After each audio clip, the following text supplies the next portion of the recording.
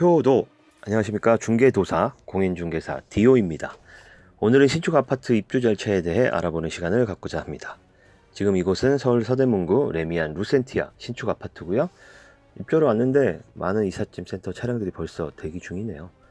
요즘 우한 폐렴 때문에 난리도 아니죠. 여기도 사무실 출입구에 열감지 카메라를 설치해서 예방 활동을 하고 있었습니다. 먼저 입주하시는 모든 분들께 축하의 인사를 드리며 장만하신 집에서 가족 모두 건강하시고 소원하시는 바 모두 이루시고 행복하시기를 진심으로 바라겠습니다. 입주하실 때는 현재 보고 계시는 입주지원센터에서 절차를 진행하게 됩니다. 입구에 번호표 기계가 배치되어 있는데 사람이 없네요. 지금 시간이 12시 50분, 오후 1시가 조금 되기 전인데 이곳 입주지원센터 점심시간이 12시에서 1시까지이기 때문입니다. 그래서 그런지 입주하러 오신 분들이 많이 보이진 않네요. 입주 절차는 이렇습니다. 첫 번째로 입주증 발급, 두 번째 선수관리비 납부 확인, 세 번째 열쇠 수령, 마지막으로 세대시설물 인수인계입니다. 쉽게 말씀드리면 돈 냈는지 확인한 후에 열쇠 주겠다는 것이죠. 입구에서부터 차례로 입주증 발급 창구, 선수관리비 납부 확인 창구, 열쇠 받는 곳이 순서대로 이렇게 창구가 이어져 있습니다. 쉽죠? 이 과정이 완료되어야만 이삿짐 차량이 아파트로 진입할 수 있게 게이트를 열어줍니다. 그래서 가장 중요한 것이 바로 대금 납부와 관련된 사항입니다. 여기서 이제 가장 중요한 정보 드립니다. 이 입주날 당일에 입주자분께서 세입자의 전세 보증금으로 은행 대출과 이자, 아파트 잔금까지 다 지불하신 상황입니다.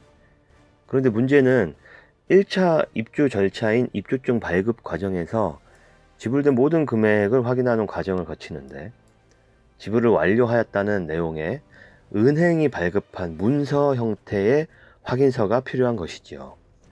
좀 아날로그 방식이라고 생각도 드는데 반드시 은행의 확인서, 서면을 미리 발급받아서 가셔야 합니다. 이 종이에 쓰인 확인서를 받아야 된다니까요. 이거를 몰랐어요. 요즘은 다 인터넷 뱅킹 시대잖아요.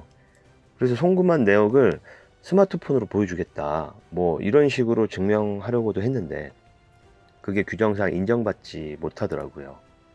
어쨌든 은행에 전화로 확인서 팩스로 보내달라, 이런 요청을 현장에서 바로 했는데 아시죠? 은행뿐만 아니라 이런 요청에 즉각 대응되는 회사나 기관, 부서가 있을까요? 대응도 안 되고 대출 담당자가 누군지, 또 한두 명이 대출 받는 게 아니잖아요. 고객이 좀 많겠습니까? 그 데이터 찾아서 확인증 발급해서 팩스로 보내주고 이런 거 절대 기대하지 마세요. 오늘 현장에서 해봤는데 전혀 대응이 안 돼요. 전화 연결도 잘 안 되는데 ARS 그거 바쁠 때 그 안내 음성 들으려니까 아주 죽겠더만요. 그래서 그냥 바로 은행으로 갔습니다. 가서 직접 발급받고 다시 온 거예요. 한 40분 그 정도 지연이 되었지요. 그러니 얼마나 속이 탑니까? 이삿짐 센터는 문 앞에 와서 대기 중이지요. 돈 낸 거 확인 안 된다고 은행 갔다 오라지요. 와, 진땀 뺐습니다. 그래서 아침 일찍 준비하시는 게 좋아요. 이사 시간보다 여유 있게 일찍 은행 가셔서 확인증 발급 받는 게 좋습니다. 이게 왜 중요하냐? 이런 대금 납부가 입주일, 이삿날이죠. 이날 동시에 이루어지기 때문에 사전에 준비할 시간적 여유가 충분하지 않아서이죠. 오늘 입주 절차를 진행 중인 고객님은 갭 투자자이십니다.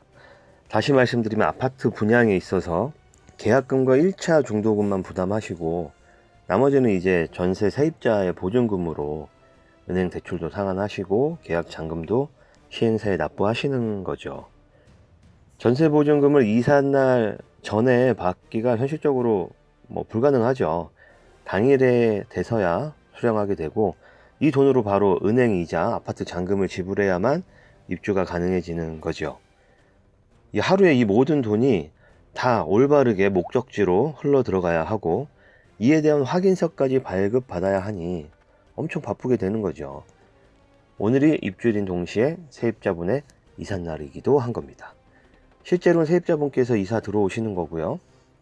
정작 집주인은 세입자가 이사 들어오실 수 있도록 입주 절차만 진행하시는 겁니다. 여담으로 신축 아파트의 경우에는 전세금이 매매가하고 좀 차이가 나게 많이 낮게 형성되기 때문에 새 집에 비교적 좋은 금액으로 살 수 있어서 세입자에게도 장점이 있다, 이렇게도 말하고 있습니다. 그래서 과거에는 경우에 따라서 자산이 이 아파트 하나가 다인 갭 투자자는 세입자 좋은 일만 한다, 이런 말이 있던 때도 있었어요. 새 집에 한번 살아보지도 못하고 전세만 놓다가 매매하게 되는 경우가 많았기 때문이죠. 투자에 몰빵해 놨기 때문에 정작 본인들이 사는 집은 세입자보다 열악한 환경에 처한 경우가 많았기 때문입니다. 그래도 세입자만 좋겠습니까? 집값이 오르면 집주인이 더 좋지요, 당연히. 그런데 파리대책이라고 하죠. 정책상 서울은 예외가 없어요. 투기과열지구에서는 2년 이상 보유, 2년 이상 실거주 해야만 1주택에 한해서 양도소득세 면제를 받을 수 있기 때문에 웬만하면 소득세 좀 절세를 위해서 언젠가는 들어와서 2년 거주하시지 않겠어요? 다시 본론으로 돌아와서 여러분은 꼭 반드시 이날 일찍 움직이셔서 미리 발급받아서 가시기를 바랍니다. 이런 낭패를 당하시지 않으셨으면 좋겠어요. 이렇게 우여곡절 끝에 발급받은 완납 증서입니다. 돈 낸 거 다 확인했고요. 그럼 입주증을 발급해 줍니다. 그 다음 창구에서 선수관리비 납부를 확인하고 나면 입주자 명부를 작성하게 되고요. 이렇게 옆에 샘플을 따라서 적으시면 됩니다. 간단하죠? 선수관리비는 쉽게 말해 아파트 관리에 필요한 공구나 물품, 공과금 납부 등의 비용 확보를 위해서 최초의 소유자에게 걷는 금액을 말합니다. 최초 한 번만 내면 되는데요. 신축 아파트의 경우 입주 기간이 2개월에서 3개월까지 지정이 되는데 아파트 관리 사무실은 입주 초기부터 운영이 됩니다. 이때 필요한 운영 자금이 선수 관리비로 충당되게 되는 거죠. 이 비용은 전용 면적에 따라서 차등 형성되고요. 24평, 32평 이렇게 정해진 가격으로 형성이 되는데 이 아파트의 경우는 24평이 18만 원이었습니다. 마지막 과정은 열쇠 수령과 물품 인수인계서 작성입니다. 여기서 2차 꿀팁 나갑니다. 열쇠 수령 시에 세대 시설물 인수인계서를 작성하게 되는데 이것도 실물을 보지 않고 항목만 보면 실제로 배치되어 있는지 없는지 알 수가 없는 거죠. 그래서 이것 또한 이사 시간 전에 미리 가서 확인을 한 후에 확인 서명하시는 것이 좋습니다. 아파트 전용 구간이죠. 각 호마다 지정된 관리자가 있어요. 안내자라고 할까요? 이 사람들하고 미리 확인해 두면 열쇠 수령 시에는 사인만 하면 되니까 그만큼 시간이 단축된다는 말이에요. 인수인계 문서가 화면에 보이는 것처럼 있는데요. 돈을 내야 주는 여러 아이템들이 있습니다. 또 각 객실에 배치되는 설치되어 있는 시설물들을 확인하고 문제 없다는 사인을 하게 되는데요. 이게 또 이사하는 과정에 이런 걸 하면 상당히 번잡하죠. 이삿짐 센터 인부들이 들어오시고 짐들이 실려서 들어오는데 이런 정신없는 상황에서 시설물 같이 체크하고 인수인계서 작성하고 이런 거 꼭 미리 해 놓으셔야 돼요. 또 하자 관련돼서도 마찬가지입니다. 바닥 마감 보수라든지 일단 가구가 배치돼서 잘 안 보이게 되는 부분의 하자 이런 건 이삿짐 들어오고 나면 진짜 좀 번거로워요. 짐 옮기고 하자 받고 하기도 힘들고요. 그래서 가구가 이사 들어오기 전에 하자 보수도 받고 해야 되는데 이게 문제더라고요. 하자 신고해도 잘 오거나 미리미리 잘 하질 않아 이 사람들이. 분양 끝나고 나면 시행사나 조합원 지정업체들 지들이 갑이야 이거. 아무튼 미리 받아야 합니다. 입주 안내문에는 날짜를 정해서 입주자들이 사전에 와서 줄눈 시공도 하고 중문도 달고 추가 옵션도 설치하고 이렇게 할 수 있게 되어 있는데 날짜가 좀 빠듯하게 정해져 있어요. 근데 다 사람이 하는 일입니다. 여러분 울어야 해요. 자꾸 떼쓰고 울어야 하자도 추가 조치해주고 즉각 해주고 하지. 그리고 이렇게 옵션 행사하는 날도 좀 길게 잡아줍니다. 참 좋게 그냥 한번 말하면 대응이 잘 안 돼요. 그게 우리나라 현 주소입니다. 다행히도 입주자께서 관리비와 세대 시설물은 사전에 확인을 하신 관계로 두 번째, 세 번째 절차는 매우 신속하게 진행되었고요. 모든 서류를 다 작성하고 나면 이렇게 대피공간 손전등부터 싱크대, 식기 거치대, 홈큐브, 각종 리모컨, 자질구레한 살림을 한 살림 줍니다. 저 중에 상당수는 그냥 배치해놔도 될 것 같은데 꼭 돈 낸 거 확인하고 주대요. 한 가지 더, 아파트 사용 책자. 저 이거는 또 처음 봤어요. 아파트 사용 매뉴얼이 또 있더라고요.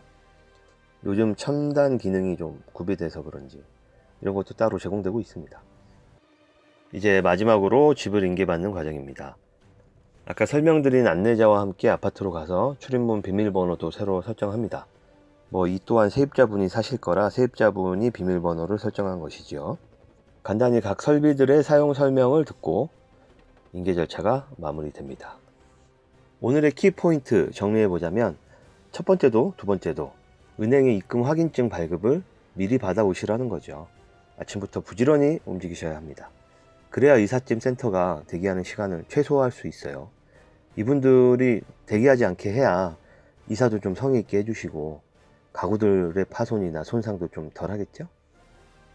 참 그렇습니다. 항상 이사라는 거, 새집, 새로운 환경, 적응이 잘 될까? 라는 두려움도 있고 동시에 설렘과 기대도 생기게 됩니다. 꼭 학창시절의 3월의 새학기 같은 그런 기분이죠. 새로 입주하시게 되는 모든 아파트 입주자분들께 다시 한번 축하의 말씀을 드리고 앞으로도 좋은 일들만 생겨서 승승장구하시기를 기원합니다. 세입자분들도 좋은 기운 받으셔서 집주인이 되시는 기회가 반드시 오실 것을 믿습니다. 참 안팎으로 어려운 시기입니다.